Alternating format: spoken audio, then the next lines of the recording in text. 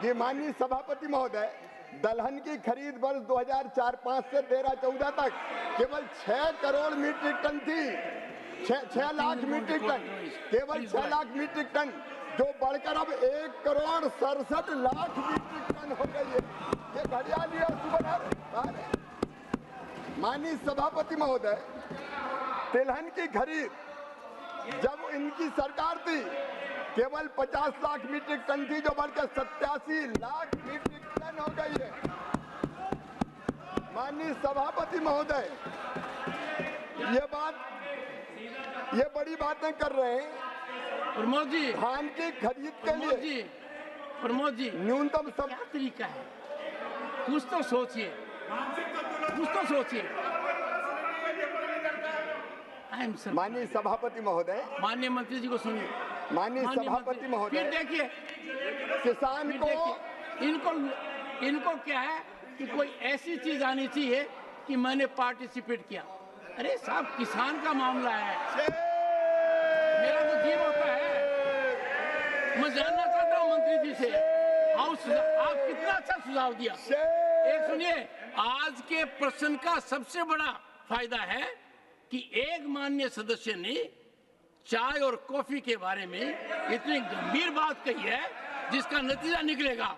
मैं सार्थक चर्चा चाहता हूँ। बैठिए, बैठिए। हाँ, माननीय मंत्री। माननीय सभापति महोदय, कपास की गांठ ये खरीदते थे केवल 26 लाख, हमने बढ़ाकर 31.17 लाख कपास की गांठ खरीदी है। और माननीय सभापति महोदय, संस्थागत ऋण इनके समय ऊंचे ब्याज की दरों पर मिलता था, केवल 7.3 लाख करोड़। ये नरेंद्र मोदी जी की सरकार है, 25 लाख करोड़ रुपए संस्थागत ऋण दिया जा रहा है। माननीय सभापति महोदय, जब इनकी सरकार थी धान की खरीद के लिए न्यूनतम समर्थन मूल्य से लाभान्वित किसान केवल 78 लाख थे, अब बढ़कर 1 करोड़ 3,83,248 हो गए। और माननीय सभापति महोदय, गेहूं के खरीद के लिए न्यूनतम समर्थन मूल्य से लाभान्वित होने वाले किसान केवल 20 लाख थे, जो 22,69,264 हो गए। और माननीय सभापति महोदय, मुझे इजाजत दीजिए, ये केवल राजनीति कर रहे हैं। स्वामीनाथन कमेटी की रिपोर्ट में जब यह कहा गया कि लागत पर 50% मुनाफा देकर समर्थन मूल्य घोषित करना चाहिए, यूपीए की सरकार ने, जब मनमोहन सिंह प्रधानमंत्री थे, उन्होंने साफ तौर पर यह कैबिनेट नोट है, मैं इसको सामने सदन के रखना चाहता हूं। इन्होंने ये कहा कि एमएसपी को उत्पादन की भारित औसत लागत से 50% अधिक तय करने की सिफारिश पर यूपीए सरकार ने कैबिनेट में यह कहते हुए स्वीकार नहीं किया कि सीएसीपी द्वारा प्रासंगिक कारकों की व्यवस्था पर विचार करते हुए एक वस्तुनिष्ठ मानदंड के रूप में एमएसपी की सिफारिश की गई है। इसलिए लागत पर कम से कम 50% की वृद्धि निर्धारित करना बाजार को विकृत कर सकता है।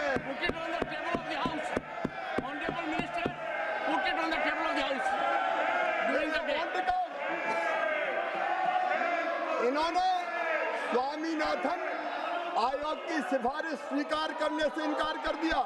ये कांतिलाल भूरिया जी का जवाब, तत्कालीन कृषि मंत्री, उन्होंने कहा कि स्वीकार नहीं किया जा सकता। सम्मानीय शरद पवार जी का जवाब, जो सरकार में मंत्री थे, उन्होंने भी कहा कि सरकार सीपी की सिफारिशों के आधार पर एमएसपी तय करती है और इसलिए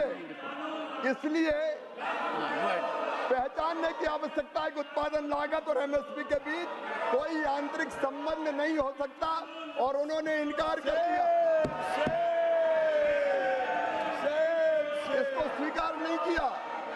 ये मंत्री केवी थॉमस का जवाब, इस सिफारिश को सरकार ने स्वीकार नहीं किया है क्योंकि एमएसपी की सिफारिश कृषि लागत और मूल्य आयोग द्वारा वस्तुनिष्ठ मानदंडों के आधार पर प्रासंगिक कारकों की विविधता पर विचार करते हुए की जाती है।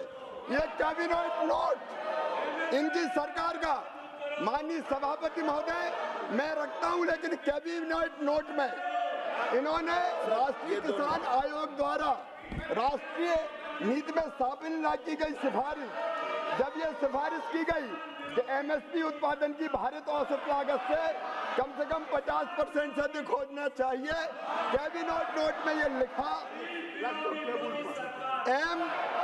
एमएसपी की सिफारिश सीएससीपी द्वारा संबंधित घटकों की किस्त पर विचार करते हुए बस्ती पूरक मानदंड पर की जाती है। अतः लागत पर कम से कम 50% की वृद्धि निर्धारित करने से मंडी में विकृति आ सकती है। कुछ मामलों में एमएसपी व उत्पादन की लागत के बीच मैकेनिकल लिंकेज प्रति उत्पादक हो सकता है, इसलिए स्वीकार नहीं की जा सकता।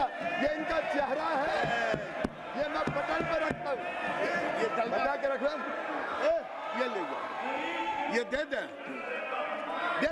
दिए, वो दे दिए, ये भी दे दिए। ये इनका असली चेहरा है।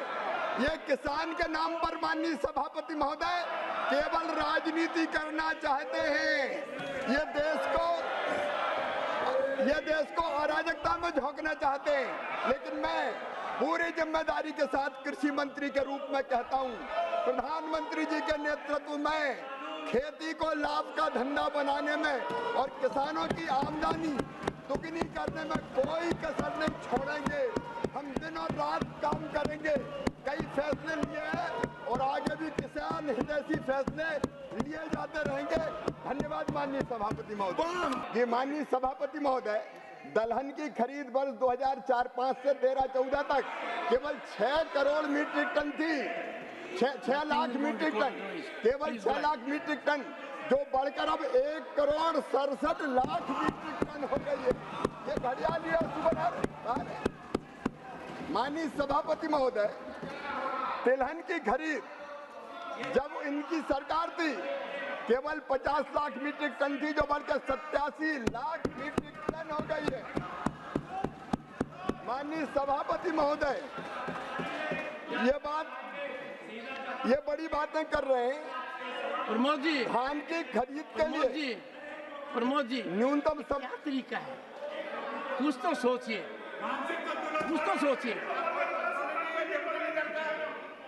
माननीय सभापति महोदय, माननीय मंत्री जी को सुनिए। माननीय सभापति महोदय, फिर देखिए किसान को इनको क्या है कि कोई ऐसी चीज आनी चाहिए कि मैंने पार्टिसिपेट किया। अरे साहब, किसान का मामला है, मेरा तो जीव होता है। मैं जानना चाहता हूँ मंत्री जी से, आप कितना अच्छा सुझाव दिया। एक सुनिए, आज के प्रश्न का सबसे बड़ा फायदा है कि एक माननीय सदस्य ने चाय और कॉफी के बारे में इतनी गंभीर बात कही है जिसका नतीजा निकलेगा। मैं सार्थक चर्चा चाहता हूँ। बैठिए। हाँ, माननीय मंत्री। माननीय सभापति महोदय, कपास की गांठ ये खरीदते थे केवल 26 लाख, हमने बढ़ाकर 31.17 लाख कपास की गांठ खरीदी है। और माननीय सभापति महोदय, संस्थागत ऋण इनके समय ऊंचे ब्याज की दरों पर मिलता था, केवल 7.3 लाख करोड़। ये नरेंद्र मोदी जी की सरकार है, 25 लाख करोड़ रुपए संस्थागत ऋण दिया जा रहा है।